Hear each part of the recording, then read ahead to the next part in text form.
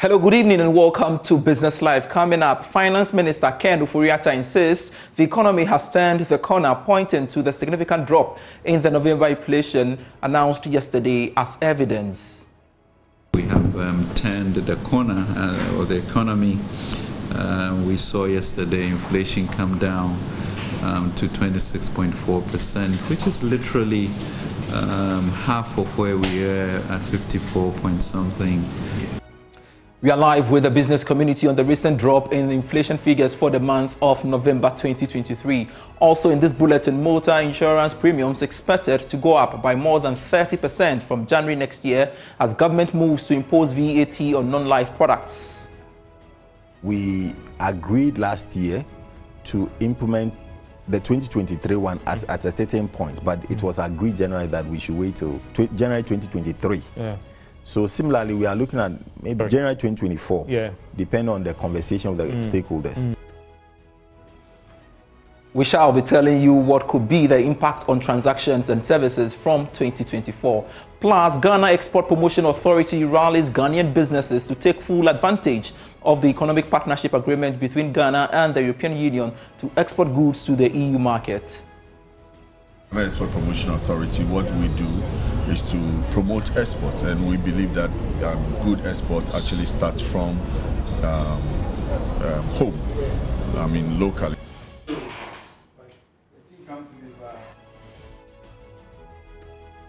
We have details of these and many others coming your way all in a moment. Please stay.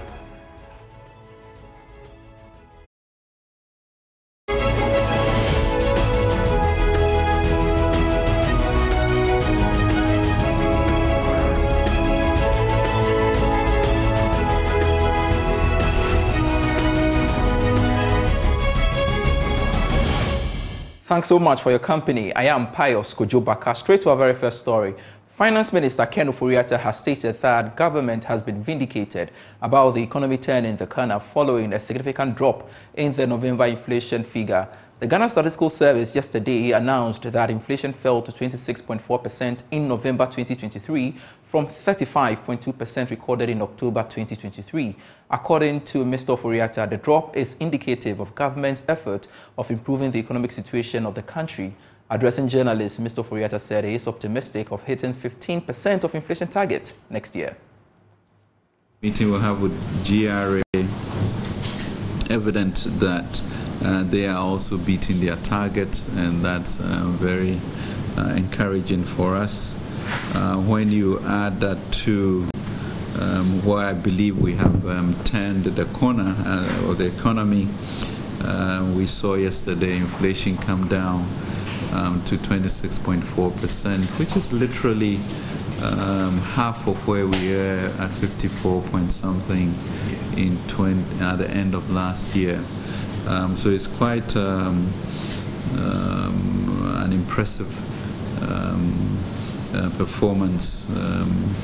And I know we've gone through very difficult times, but you look at inflation being halved, we see our growth, which was expected to be 1.5%, double at 3%.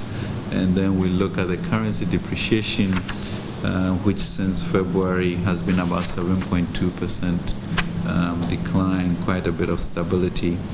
And the inflation also indicated that Greater Accra had the slowest growth in inflation, and that is good. Food inflation is still problematic, but even that was down considerably from the 44% effect to about 32% this time.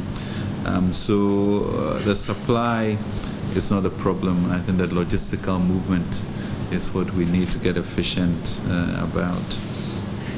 And so we are truly looking forward to a good year next year, and we all remain very hopeful and sure that we will turn around and get to the 15% inflation level that we are expecting for next year. All right, so let's have an engagement with the business community on that. And of course, joining us via Zoom is the Greater Accra Regional Chairman of the Association of Ghana Industries, Jonam Afelu. Jonam, thanks so much for joining me on Business Live. First off, what does this drop in inflation figures mean to you? Thank you. Thank you for having me, and good evening to your cherished listeners. So I'd like to begin by saying that this new release of inflation figures are encouraging, given that last year, December, we recorded about 54% inflation figures. And so this year, November, being 26.4, naturally, it's encouraging. It's encouraging. Okay, go ahead. Last month, the inflation rate was about 35.2%. So this is quite significant in terms of the drop, and it's clearly encouraging. So in theory, we should be expecting prices of goods and services to be going down generally, in theory. We're expecting that this inflation rate will translate into actual prices going down in the market, given that we need to be able to get most of the raw materials from the farms, from the hinterland, to bring to the city centers to serve as raw materials to produce. And that will eventually impact on the final prices we put out in the market. And so for us, it's really welcoming.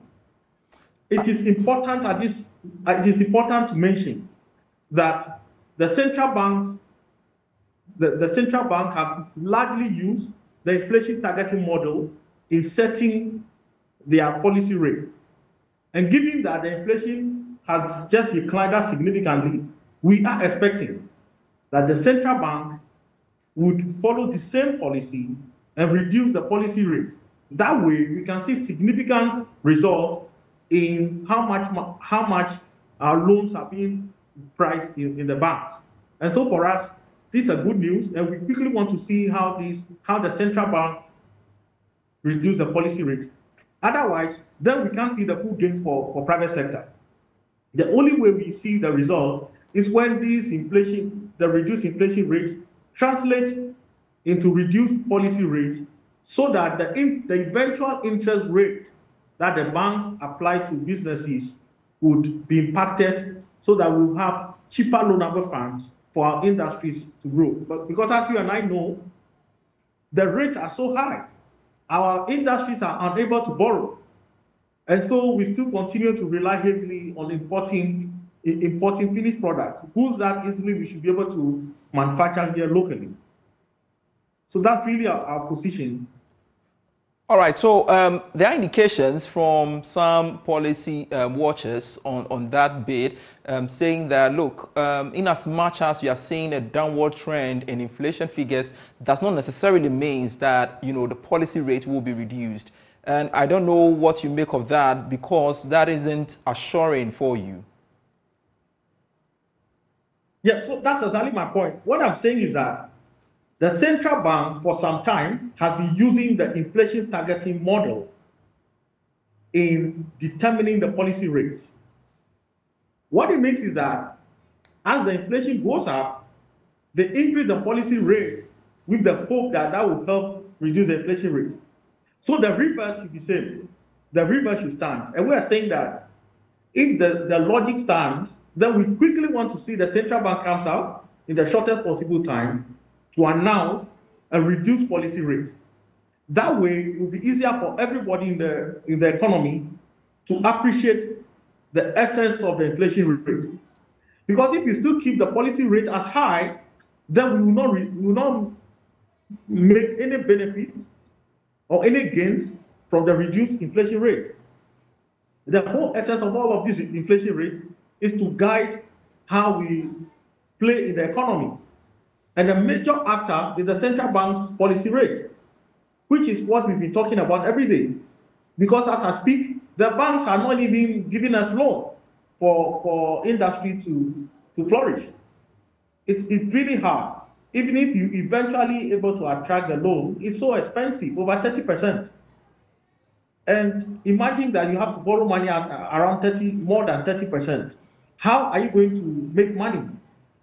And this is just loan, giving the other input costs that are involved in making these business decisions. So we are saying that the central bank, as a matter of urgency, should quickly come on the table to let us know how soon they are reducing the policy rate. That way, we believe we'll go a long way. And I trust that they will do it. Given the model they will use it, we believe strongly they will do it. But also, it is important to take caution that it's not time to begin to celebrate yet. Because mind you, this inflation rate of 26.4% is for November. We are in December. And December, given the festive period and everything, normally general price level goes up. So our view is that we will need to wait and understand how the year ends vis-a-vis the target for the year. I just want to really conclude that part for me. No, it's fine. Ask the question, Payo. All right, so I'm looking forward to you having a bite on the finance minister's assertion that indeed they have turned the corner, looking at the downward trajectory inflation and the other macroeconomic indicators are going. Do you agree with that assertion as well? Well, so given that inflation rates are part of the indicators that generally being used to measure success of economy, I would probably understand why the finance minister would make the comment he makes, because then once inflation rate goes down, it is natural to expect that things are getting better using the figures of inflation rate and in theory. But what our position is that at the end of the day, leadership is essentially to help things get better, really. And our hope is these figures, inflation rate, all of that, should actually translate into real lifetime benefits for not only for citizens, but for businesses to thrive. And our interest is to see how these reduced inflation rates turn into better business environment for us in industry to flourish. Because as you know, the cost of inputs is going up. But the good thing for this inflation rate is that the prices of food are actually going down. Most of our raw materials are sourced from the farm, especially those in beverages and so on, are sourced from the farm. And so if the prices are generally going down, it would affect the cost of raw materials that they need. And generally, the prices will go down. And hopefully, we can compete favorably with the imported ones. And so, on that score, we believe that there's a gain. But overall, we think that we would like to see the overall effects on the economy, which essentially includes how central bank reduce the policy rate. Very well. A quick one on this. Few days to Christmas, how is business shaping like? Well, so that's a good question. Generally, in December, you witness an increase in demand for most of the goods we produce. So that trend is happening, except that it's slower than previous years. So yes, so we are seeing trends of increasing demand for goods, and we actually are encouraging, probably use this your medium, to encourage every Ghanaian to first look for the product that are manufactured locally. First, buy from a Ghanaian, buy from a product manufactured here in Ghana. That way, you not only be celebrating Christmas, but you'll be contributing significantly to the development of the Ghanaian industrial space. Thank you very much, Chana Mafelu, for your time here on Business Live. He is the Greater Accra Regional Chairman of the Association of Ghana Industries. You're still watching Business Live. We'll pause for a breather. We'll be right back with more.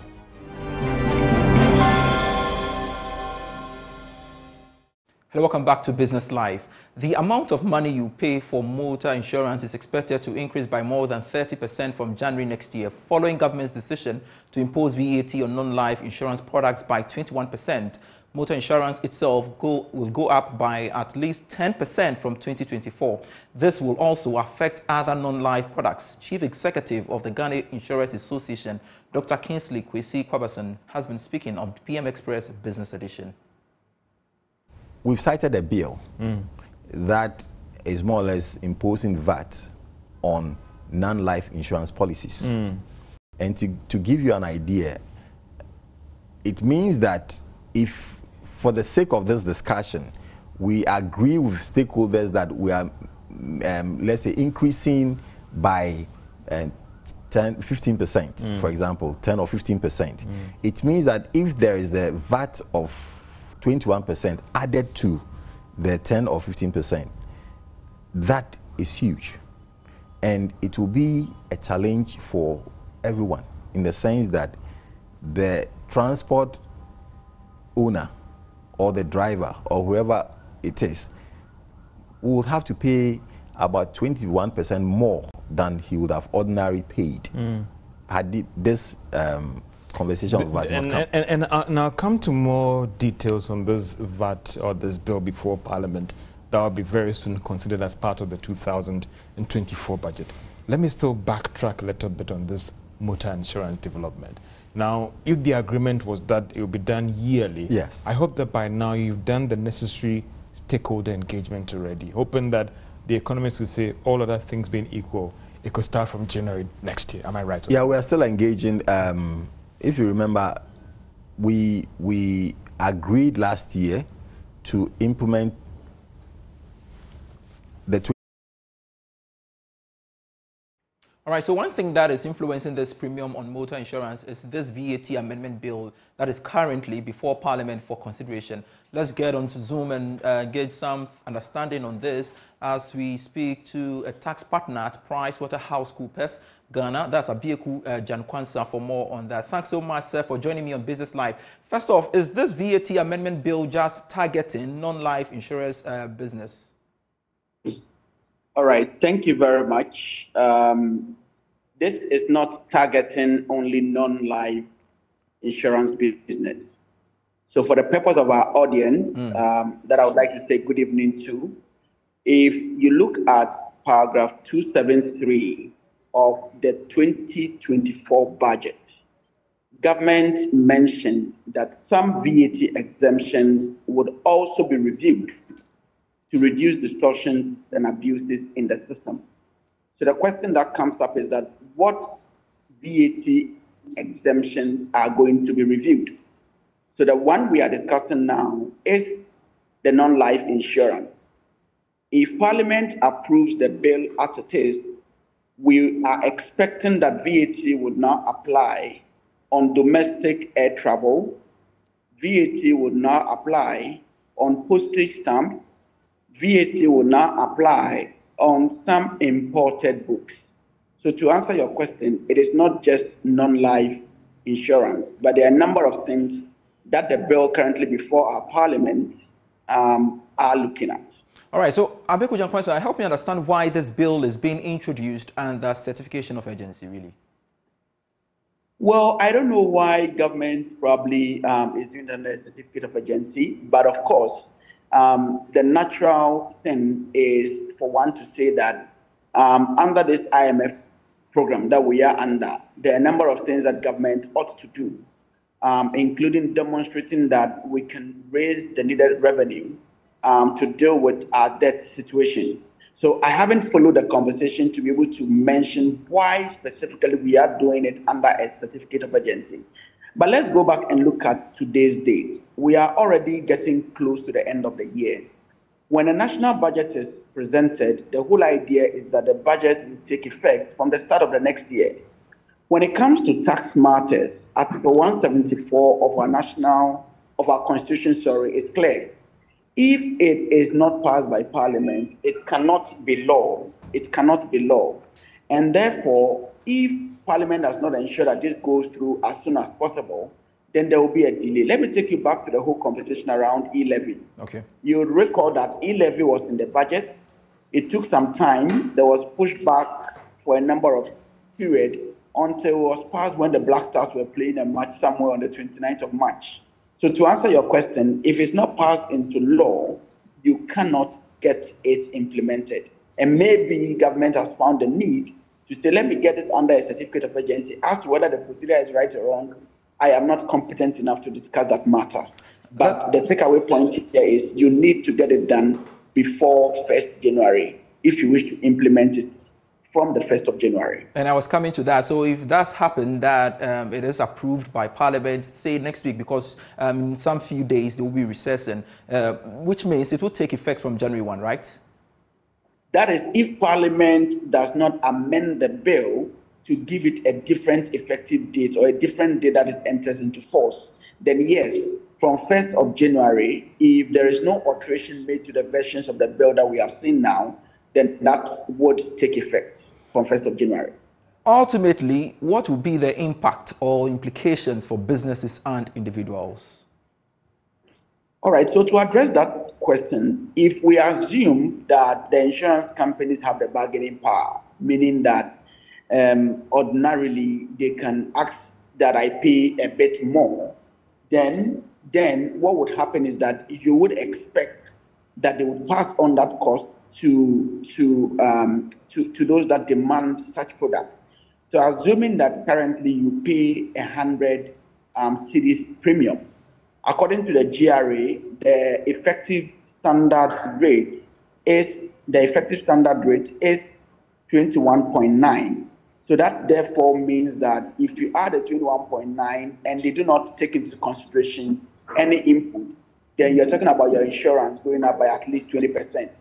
But other things would potentially account for why it may go higher than lower, including other regulatory matters. So in brief, the expectation is that with this introduction, premiums should obviously go up. Businesses that are also incurring that, if they are VAT registered, at least the VAT component will be deductible, while the rest also goes through cost, and therefore, on the base of it, we expect their cost also to increase. Thank you so much, Abeku Jan Kwansan, for your time here on Business Live. He's a tax partner, PwC Ghana, sharing his perspective with us on the subject matter. Let's move on to some other stories. Vice President Dr. Mahmoud Bawumia has called on solution developers to take advantage of the huge investments made by governments in the digital economy to come out with innovations that will address critical needs in the country. The EDC Hackathon is an initiative by the Central Bank and MTech Solutions to explore innovative technologies to modernize Ghana's payment infrastructure in ways that reduces cost, increases access, and drives usage of digital payment. The EDC Hackathon Awards dinner sought to award innovators whose innovations address the use of ECD in merchant transactions and for government payments. Delivering his address, Vice President Dr. Mahmoud Bawumia urged innovators to take advantage of investment in the digital economy and come out with solutions that address critical problems in the country. Based on evidence, we are so far convinced that we can accelerate the development of our country and improve the welfare of many Ghanaians if digital solutions are widely adopted. Hence, the government's national digitalization agenda seeks to foster the adoption of digital technology in every sector and across the country in furtherance of that objective.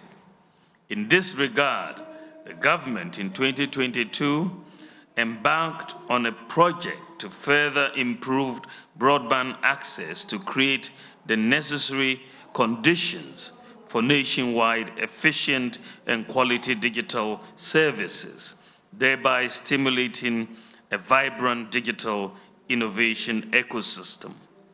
It is expected that solution developers and innovators will take advantage of the government's massive investment in core infrastructure for a digital economy to come up with solutions that address the myriad of needs of the country. And before we go, the Ghana Export Promotion Authority is rallying Ghanaian businesses to take full advantage of the Economic Partnership Agreement between Ghana and the European Union to export goods to the EU market. According to Deputy GEPA Chief Executive Samuel Dentu, the EU market offers limitless opportunities for Ghanaian businesses to expand and go global. The initiative aims to improve the growth and performance of processed fruits such as mango and pineapple, cassava and cosmetics, and personal care items by raising the caliber of the goods produced by the three value chains, increasing their exports and integrating them into regional and global value chains. Being a project means that it will curtail at a point As Ghana Export Promotion Authority, what we do is to promote exports, and we believe that good export actually starts from home, locally. So because if the products are known, and then even through word of mouth, people would come after it, and then we make our lives easier in terms of selling on the international market. I did say in my speech, or in the CEO's speech, that today we have AFTA, which is the African Continental Free Trade Agreement that opens up the whole of Africa as one market. Now, if we will take advantage of it, it means that we need to prepare, and this is part of the preparation. Cluster and networks expert for cassava value chain at the West Africa Competitiveness Program, Joseph Yeboah, reiterated the need for the country to invest in some farm produce. The focus has been on these three value chains, that is cassava, leaf derivatives, cosmetics, and personal care products, as well as fruits, pineapple, and mangoes. Because first of all, if you take cassava, cosmetics, cosmetic provides a lot of jobs for youth and women. In the north, for instance, shea butter is a big business which provides employment to women and young people. Cassava also is the most processed root and tuber crop in Ghana. It contributes 22% of Ghana's agricultural GDP, and also creates jobs. It's only in the upper east and upper west regions of Ghana that cassava is known for. So every part of Ghana grows cassava, and so it creates a lot of jobs. It's also a very good source of nutrition for Ghanaians, and not just Ghanaians, but also out the sub-region and also globally. Cassava has a huge potential, not just also for food, but also for industrial applications.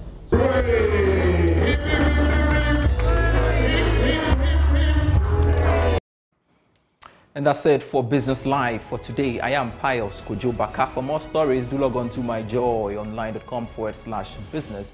Do enjoy the rest of our programs. Bye-bye.